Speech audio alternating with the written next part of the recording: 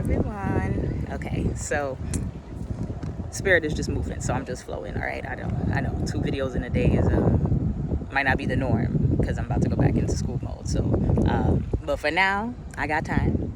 So I said I share. Welcome back to another episode from Hope to Miracles. I am your host, Sharice.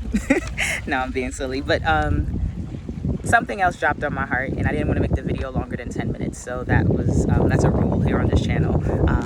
Trying to cut everything down to less than 10 minutes, which can be challenging for someone as myself, because I am quite verbose, and in my mind, a good story is a long story, with a cup of tea and a glass of wine, and a blanket, probably, and a fireplace. But y'all got things to do and places to go and people to see, so do I. So I'm gonna try and keep this under 10 minutes every video. Y'all hold me accountable to that if I don't, okay? Pinky promise. Okay, so but today I don't often get to read the Daily Word, right? I don't know, do any of y'all still get this? I don't know, your mamas, your papas, your aunties. My mom used to subscribe to this, and so a lot of them are around the house. So I'm home for the summer, so pick them up, and read them here and there. But I wanted to read this and then share how I felt it related to the last video I made about joy will come again, and what are we doing to move beyond survival mode. But the second thing I wanted to talk about is this idea of a part of healing comes, in my opinion, with learning how to self-soothe, which I ain't even gonna talk about the school system, because God knows I'm an educator, right? And I'm all for the school system, kind of, sort of. Anyway, point is, I am where I am today because of a lot of the education and spiritual foundation that was poured into me at a young age. So we're not gonna act like school didn't have its place, right? But from a very spiritual, more mature perspective, now at 32, my birthday's coming up in November, but now at 32, I will just say, I think for sure the school system can do, and they're learning, they're trying to get better with all this social emotional learning things, but and I know that some people believe that faith and school have no place together. That's your perception, some people's, but I do believe something has to be said about the fact that we don't really teach children how to self-soothe. We know how to punish. Most of us, we're taught how to punish because we were punished. We're taught how to shame them into acting right and coming correct, depending on where you're from. That's what they used to say to me when I was younger. Come correct, whatever. But I'm from Brooklyn, if you don't know by now. But self-soothing, what does that even look like? Do we teach our children how to self-soothe, how to calm themselves, how to comfort themselves when they're feeling emotional, especially the sensitive ones like myself?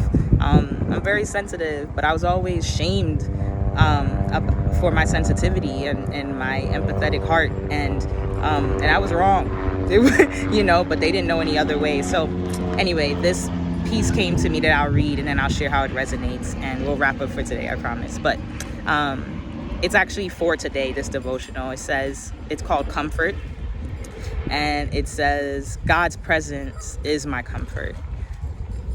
Whenever I have a challenge or face a setback, I pause for a while to step away from my efforts to fix it and take refuge in God's comforting presence until I'm ready to try again. As I quiet my mind and refresh my soul, even for a few minutes, I feel uplifted from my disappointment and frustration and delivered to a higher awareness of the divine in and all around me. I fear nothing because I have faith that God is greater than the temporary conditions of the world. If in the future I should descend into discouragement, or if worry grips my imagination, I remember I can always turn my thoughts to God, the one presence and power. This is my comfort now and forever.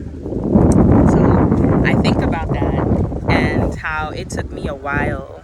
I've always been like this, but it's really taken me a while, probably until my mid-20s or so, to realize that I can soothe myself, and that I can hold myself, and I can comfort myself in times of distress, and that I don't have to lose my everlasting mind every time life gets challenging, every time unexpected things happen, and that it's possible to survive and stay sane, and that that I don't necessarily use the word balance a lot, but this idea of I can't always control everything that's externally happening around me, but I can decide how I soothe myself regardless of what's happening around me, right? And not everyone understands that, and not everyone is taught that or even raised with that belief. And I wasn't always raised with that belief.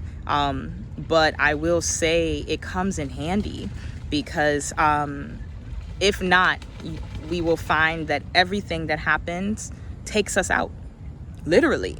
And it can, if you don't know how to comfort yourself, if you aren't taught how to have a connection with a source greater than yourself, whatever that may be for you, whatever you call the source, the divine, the creator, the thing bigger than all of us, that is literally has us all connected, interconnected.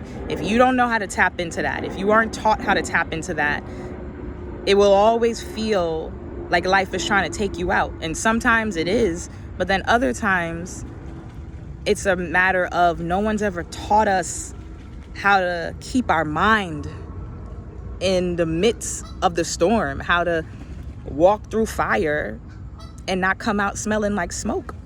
And that even if you are smelling like smoke, figure out a way how to wash yourself of that stench of the pain that you've experienced. But again, in my belief, humbly, because I'm still learning this as we go,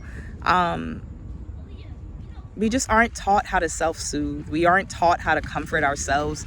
And then to make matters worse, a lot of us don't always know how to surround ourselves with people who actually contribute to our sense of comfort.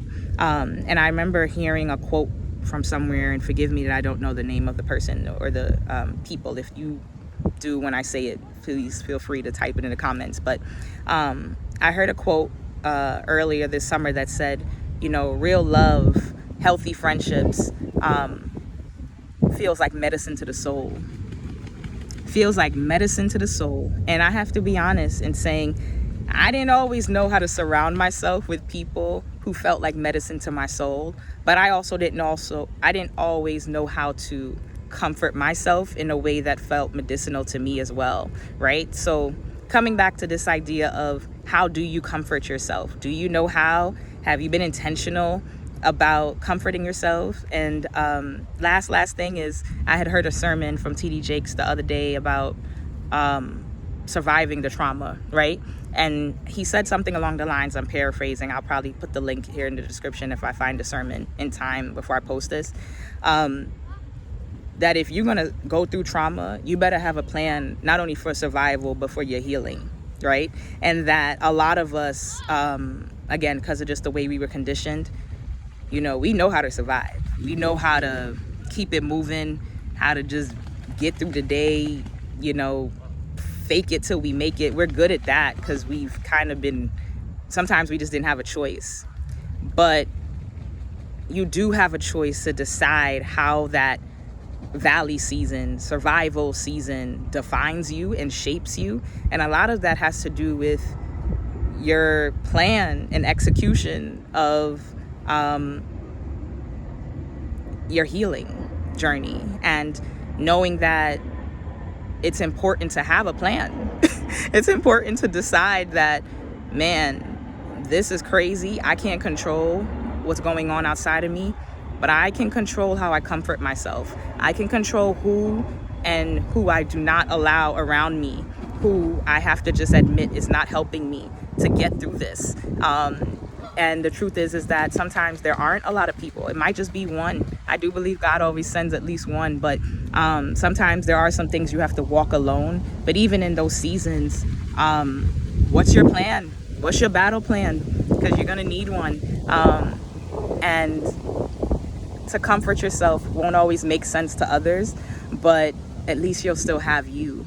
And you can explain and apologize afterwards if need be, if you feel that's appropriate. But for the most part, there's no greater love than self-love. There's no greater comfort than self-comfort. Know that you're worthy of that. I want that for you. Love y'all. Talk to you later.